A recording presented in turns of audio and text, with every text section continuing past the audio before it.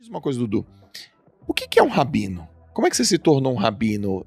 O que faz um rabino? Qual é esse processo? Conta um pouco da tua história, um pouco dessa tua jornada. Vou te contar. Primeiro te respondendo, né? A ordem judaica é que você responde as perguntas na ordem certa. Então eu vou te perguntar. Assim está escrito na Ética dos Pais, uma parte do Talmud.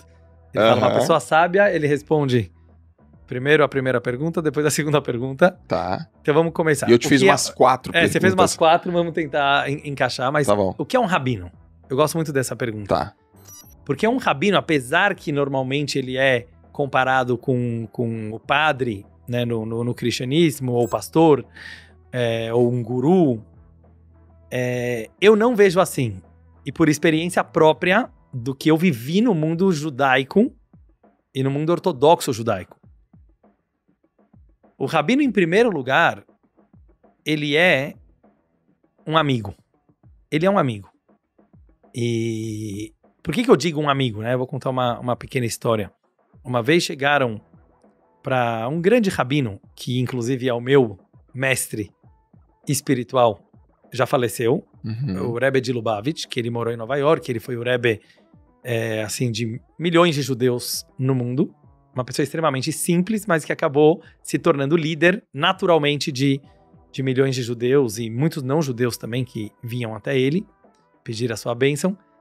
E uma vez alguém entrou na salinha do Rebbe, numa audiência particular, ele recebia durante a noite inteira pessoas de todos os backgrounds diferentes para conversas particulares. E a pessoa perguntou para ele, Rebbe, o que é um Rebbe? O que é um grande rabino? E ele falou assim, um grande rabino, um Rebbe, é um grande amigo.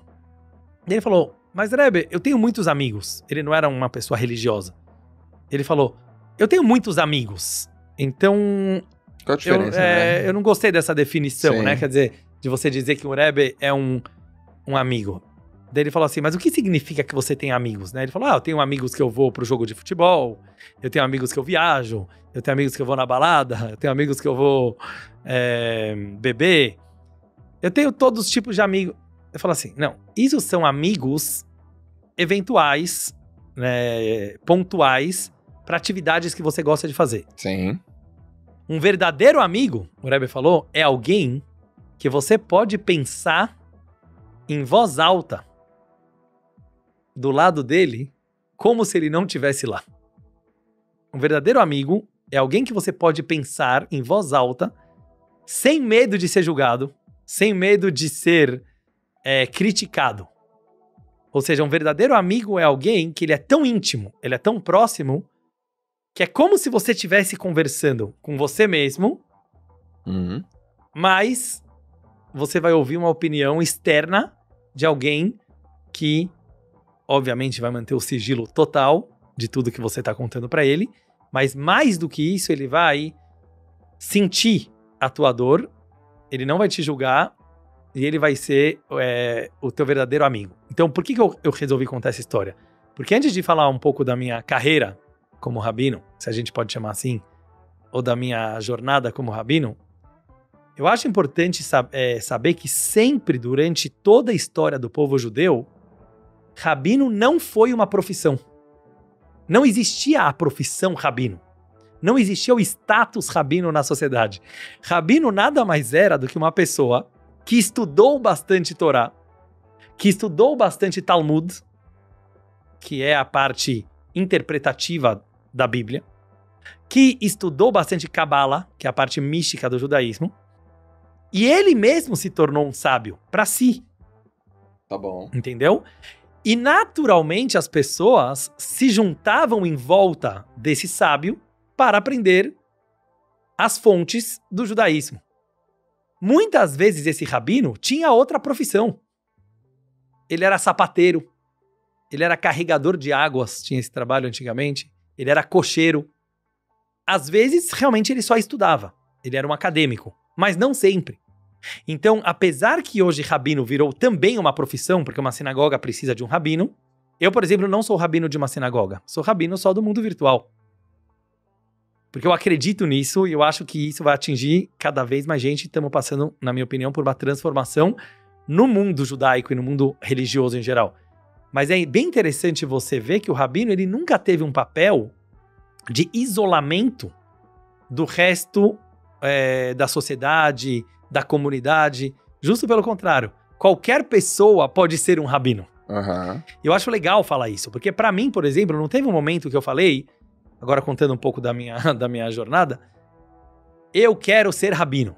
Não foi assim. Uhum. Eu adorava jogar futebol, sou santista roxo, Sim. ia todo jogo do Zen, ia pra Vila Belmiro, ia lá assistir o jogo, peguei, graças a Deus, as boas épocas, Robinho, Neymar, Uhum. a gente via lá os meninos da Vila, eu gostava muito. E isso não é contraditório, porque o judaísmo não proíbe você se divertir, você gostar de futebol. Então, assim, eu gosto hoje em dia de jogar golfe, gosto de viajar. O judaísmo, ele não tem essa questão que o rabino tem que ser uma pessoa que se isola dos prazeres mundanos. Mas, por uma questão totalmente orgânica, eu começava a ser chamado a falar em eventos públicos, na Yeshiva. Yeshiva é uma academia de estudos onde eu estudei em Israel, depois em Nova York, eu me formei rabino lá. Uhum. E as pessoas gostavam e falavam, uau, você tem o dom da fala. Tipo uma formação universitária? É como uma formação universitária. Você estuda 4 anos, certo. Você faz provas sobre toda a lei judaica, que tem leis alimentícias judaicas, do que você pode comer ou não. Tem leis do sábado, que tem um monte de restrições. No sábado a gente pode trabalhar ou não. Tem leis jurídicas entre pessoas. Então, um rabino, ele precisa, assim como qualquer academia de direito, digamos assim, saber a legislação judaica ao pé da letra. Isso tem essa parte metódica também. E aí você ganha o diploma e se torna um rabino. Qualquer um pode se tornar um rabino. Mas como é que ganha dinheiro como rabino? Essa que é a grande questão. Antigamente, você não ganhava dinheiro como rabino. É isso que eu quero falar. Certo. Hoje em dia, que existem instituições modernas judaicas, você tem sinagoga, você tem escolas, e as pessoas precisam de rabinos nessas instituições para lecionar, para às vezes liderar, para precisar ser o diretor, então o rabino vai ter que ganhar um salário. Sim. E aí é isso. Então o rabino, como qualquer outra profissão, acabou virando também um assalariado muitas vezes. Às vezes não, às vezes o rabino é o dono da sinagoga. Então, por exemplo, ele arrecada dinheiro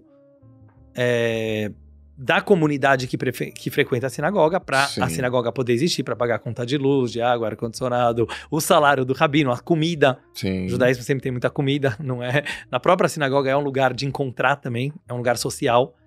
Então, muitas vezes o rabino ele se torna o CEO da própria sinagoga. E ele arrecada. Eu, particularmente, né, contando aqui para a minha experiência, não quis seguir essa profissão rabino. Essa profissão rabino. Eu tava até vendo uma entrevista da Clarice Lispector, que eu gostei muito. Ela era bem diferente, né? Assim, era judia, mas foi pro Nordeste, né? Morou no Brasil.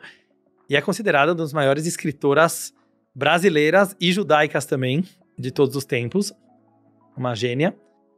E eu gostei muito da parte da entrevista que perguntaram para quando você resolveu se tornar uma profissional da escrita, do jornalismo. E ela falou, mas eu nunca resolvi, eu não sou uma profissional, eu sou uma amadora. Eu adorei, porque ela falou assim, o que é profissional? É da palavra profissão. Sim. Hoje em dia tá muito na moda falar, ele é um profissional, é um expert. E o que é uma amadora? Normalmente a gente pensa que o amador é pior do que o profissional. Amador não, ele faz por amor. Então ela falou assim, eu nunca parei de ser uma amadora, eu continuo, ela já tinha uns 50 e poucos anos, eu continuo sendo uma amadora. E eu me identifiquei muito, quando você me conhecer melhor, assim, você vai ver, porque assim, pra mim a graça do judaísmo, da religião e até mesmo de uma profissão, é quando você faz aquilo por paixão, por amor e de uma forma espontânea. Então assim, eu realmente nunca escolhi ser rabino, José, eu nunca escolhi. Mas a vida foi cada vez que eu queria escolher uma outra profissão, porque meus avós têm empresas de roupa e tal, todo mundo queria me colocar pra trabalhar com business. Tá. E eu pensei algumas vezes, né? Falei, talvez é isso o meu caminho, não quero ganhar dinheiro como rabino, não queria. Mas aí sempre que eu ia fazer essa opção, várias pessoas falavam, mas você é louco, tipo, o teu dom tá nisso, né? O teu dom tá nisso, as pessoas gostam de te ouvir falar. Eu falava, não, mas eu não quero viver disso. Entendeu? Eu falava, eu não quero viver disso, eu não quero ser rabino. Eu falava pro meu pai. Meu pai também é muito, assim, religioso, não é rabino, mas ele é muito ortodoxo. E aí eu falava pro meu pai, mas eu não quero ser rabino. Mas então, Aí meu pai falou... a tua formação foi pra quê, então? Então, mas daí meu pai falou nessa hora, que é importante, ele falou assim, Dudu, por isso você vai ser um bom rabino, porque você não quer ser rabino. Então você vai fazer por uma... Você vai fazer essência. por uma essência, por uma sintonia, sintonia. Porque as pessoas precisam de você, entendeu? Foi uma coisa mais assim. Legal. Agora, eu tenho um tesão nisso. Sim. Eu tenho um prazer nisso, eu gosto. E acabou virando, não sei se é essa a tua pergunta, mas acabou virando um business.